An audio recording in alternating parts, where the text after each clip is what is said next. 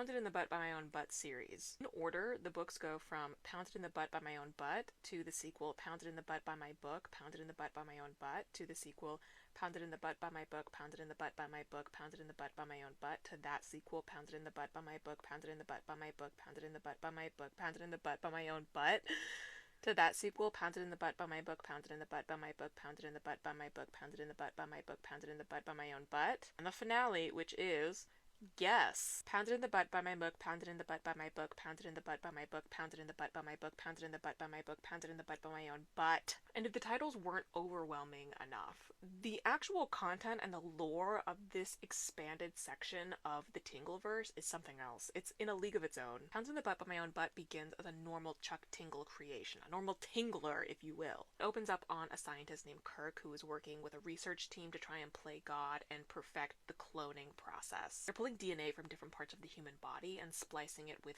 various forms of animal DNA. And they're running into numerous failed results until the most recent one, which involves DNA from Kirk's own butt, spliced with like a bunch of other animals. I think a hawk is one of them. The experiment works, and a flying clone of Kirk's butt, who is very familiar with Kirk's own memories because he's a sort of extension of him, appears and is totally sentient and intelligent and very handsome and charming. Kirk and his own butt fall into lust and then love. As far as Chuck Tingle goes, this is pretty normal. Things start to get incredibly self-aware in the sequel Pounded in the Butt by My Book, Pounded in the Butt by My Own Butt. This centers a fictional author of the book Pounded in the Butt by My Own Butt, Buck Trungle. He's facing a lawsuit from a sentient version of Pounded in the Butt by My Own Butt. Pounded in the Butt by My Own Butt is upset that he's not receiving any royalties despite being the book that is being profited off of. Buck Trungle's lawyer advises that he meet with the book in person to try and discuss this out of court. They have a really open dialogue about credit and what is and is not fair, where the source of all of the hurt is really coming from. It is also important to note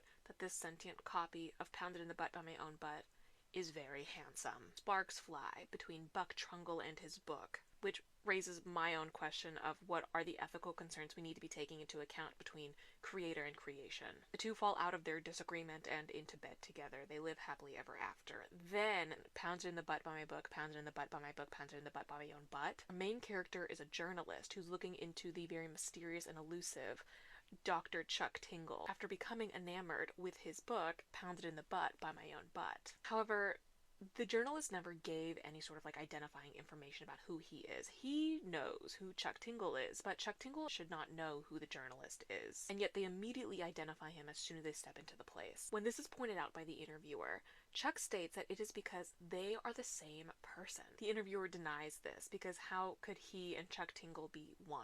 When the interviewer cannot recall his own name or where he even came from in this state of denial, he must be confronted with the truth. The narrator is Chuck Tingle. This is a dream.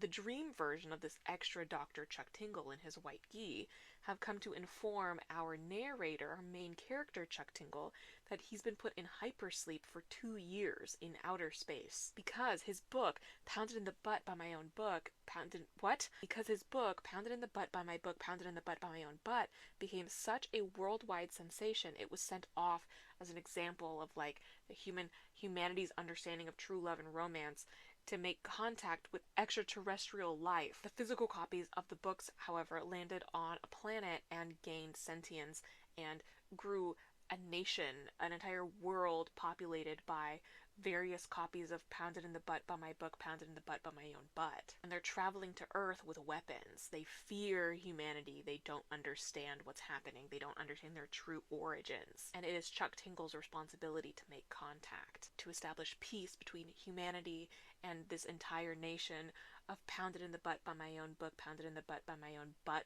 books. Chuck Tingle meets one of the main captains of the ship, but his name is Captain Mimmer. It's in this meeting with Captain Mimmer and various other creations that Chuck Tingle is informed that he, for many millennia, has been a fearful god in the eyes of this entire species of Pounded in the Butt by My Book, Pounded in the Butt by My Own Butts. He is something so ancient and terrifying. But when author and Taekwondo Grandmaster Chuck Tingle enters this diplomatic meeting with this Captain Mimmer, Captain Mimmer soon enters him. They fall in love. Then we get into Pounded in the butt by my book, pounded in the butt by my book, pounded in the butt by my book, pounded in the butt by my own butt, in which we open up on a main character who is a self-aware Tingleverse character. He has also survived far too many wars. His name is Lord Gibbik. Our narrator is a character in crisis. He keeps being reincarnated as various characters across the Tingleverse, as main characters, as background characters, as the people being pounded, as the people doing the pounding. He dreams of escaping the Tingleverse to have his own life that is also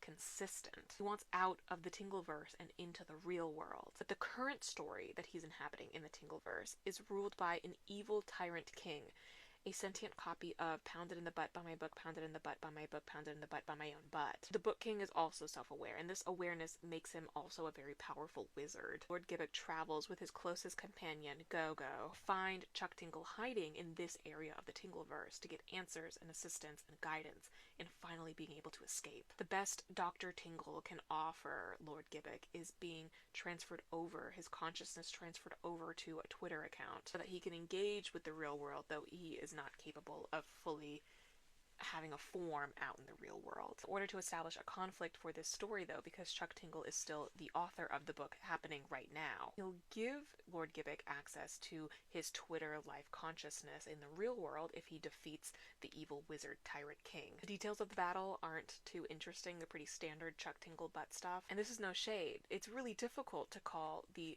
moment that happens between our narrator Lord Gibbik and this book tyrant all that interesting compared to the earth-shattering reveal that happens after. Not only is our narrator also Chuck Tingle, but it is briefly mentioned that every buckaroo exists on the first layer of the Tingleverse. And then this exploration on an ever-expanding consciousness in the Tingleverse of navigating what truly is the Tingleverse, this all-consuming Tingleverse. We get into Pounded in the Butt by My Book, Pounded in the Butt by My Book, Pounded in the Butt by My Book, Pounded in the Butt by My Book, Pounded in the Butt by My Own Butt. The narrator has just burst into consciousness in this weird liminal space, conversing with a mysterious bodiless voice that claims the two are one and the same. The talking raptor from the narrator's subconscious informs them that, similar to the Big Bang, the narrator was sparked into existence out of nothingness. Well, not nothing. The particular realm that we're inhabiting with the narrator, the thing that sparked our narrator into being, into a self, is the internet, but not just the internet in general, the internet that inhabits Rule 34. Narrator is simultaneously Rule 34 incarnate, but also a product of the pre-existing Rule 34. I guess in like a Jesus and God sort of situation. To be more specific, the narrator is a, quote, hyper-evolved collection of nanobots representing the sentience of Rule 34. This Rule 34 spawn wishes to exit the internet and into true existence, similar to our narrator in the last one, shaping themselves into their desired human form. It is in this construction of a body that it is revealed that the narrator is again Chuck Tingle. Chuck Tingle is Rule 34. Soon Chuck is met by a sentient copy of a book he has yet to even write. Pounded in the butt by my book, pounded in the butt by my book, pounded in the butt by my book, pounded in the butt by my own butt. How is this even possible, you may be asking? Well, it's what Chuck Tingle asks also. Time works differently in the Tingleverse. There is no forward or backwards. There is no specific order. Everything exists all at once, just shuffling around. And then the title of this book happens. Chuck Tingle's love for this book drives him to expand his existence. Finally, pounded in the butt by my book, pounded in the butt by my book, pounded in the butt by my book, pounded in the butt by my book, pounded in the butt by my book, pounded in the butt by my own butt. The finale, I think. I was wrong. There's another one, and I didn't know until I started editing this video. We open up on a mysterious, nameless, faceless narrator speaking directly to us as the readers, and their vague yet vast existence as a book character in the Tingleverse. They are in a book that has yet to be written. There's no specified time to expect for any of this to happen. This character's name is Jorbins, and he thinks back to a day that he got breakfast with his best friend Hembo, a living copy of the book Pounded in the Butt by My Book, Pounded in the Butt by My Book, Pounded in the Butt by My Book, Pounded in the Butt by My Book, Pounded in the Butt by My Own butt. And Jorbins recalls the experience of him and Hembo being wrapped together in the magical experience of being written. They're experiencing entering the Tingleverse more formally. In fact, they realize while being warped that they're in a Chuck Tingle novel right now. In this moment suspended in the very colorful before, they realize just how attracted they are to each other. They have been written for this moment, and they lean very happily into their fate. Chuck Tingle is not new to the world of self-referential books, but I don't think he has anything in his whole hundreds and hundreds of titles that is this extensive, this difficult to keep track of, this consistently bizarre and mind-melting. Each installation of the series is 20 pages long. They're not long, they're not even full-length novels. These are short stories. It just keeps growing. I think he's so brilliant. I think no one on this earth can ever compare in having a brain like Chuck Tingle's. Don't any of you dare come into my comment section being like, is this AI? No. AI doesn't have the capacity to ever come close to emulating anything of this nature. This was 100% human-made. Thank you very much. AI wishes it could have even a sliver of a grasp of the Tingleverse. I was wrong yesterday when I thought the Pounded in the Butt by My Own Butt series ended with Pounded in the Butt by My Book, Pounded in the Butt by My Book, Pounded in the Butt by My Book, Pounded in the Butt by My Book, Pounded in the Butt by My Book, Pounded in the Butt by My Own Butt. There's one more. Pounded in the Butt by My Book, Pounded in the Butt by My Book, Pounded in the Butt by My Book, Pounded in the Butt by My Book, Pounded in the Butt by My Book, Pounded in the Butt by My Book, Pounded in the Butt by My Own Butt is the actual true finale. And honestly, I think maybe the best in the series. Our main character is Tropo. Tropo overslept and woke up late because his alarm clock didn't wake him up. So what does he do? He yells at his alarm clock. The alarm clock is sentient. And the alarm clock is so apologetic. He's like, oh my god, Tropo, I'm so sorry. I slept through my alarm clock. And that alarm clock looks over at an even smaller alarm clock and starts yelling at that alarm clock. But Tropo can't deal with this right now. He's late for work. When he steps out to go to his car, he sees that it's actively being carjacked by a sentient car in the driver's seat. The car is remorseful. The car is also going through a tough time, but the car can't move out of the driver's seat. The even smaller car driving that car won't maneuver him out of the car he's stealing. And why can't that little car move? Because the car driving that car won't let that car move to let that car move to let that car move. Tropo gives up. He's like, maybe I'll just take the bus. But the bus he finds is filled with other buses that are filled with other buses inside of them. Tropo runs to work, knowing that he's going to be late, but there's nothing else he can do. He's called into his boss's office. He's being let go and being replaced by the physical manifestation of his own job. It's the final straw. He's at his wit's end. When did everything get so meta? And the physical manifestation of his own job is like, oh, you don't know? And Tropo's like, what don't I know? And the physical manifestation of his own job is like, well, the last Pounded in the Butt by My Own Butt sequel was supposed to be the most recent installment. The book we're in right now shouldn't exist, but it does. So the meta works keep building on top of each other, and it keeps collapsing in on itself. Tropo's like, oh no. And honestly, me too. What the fuck? Tropo comes up with a solution.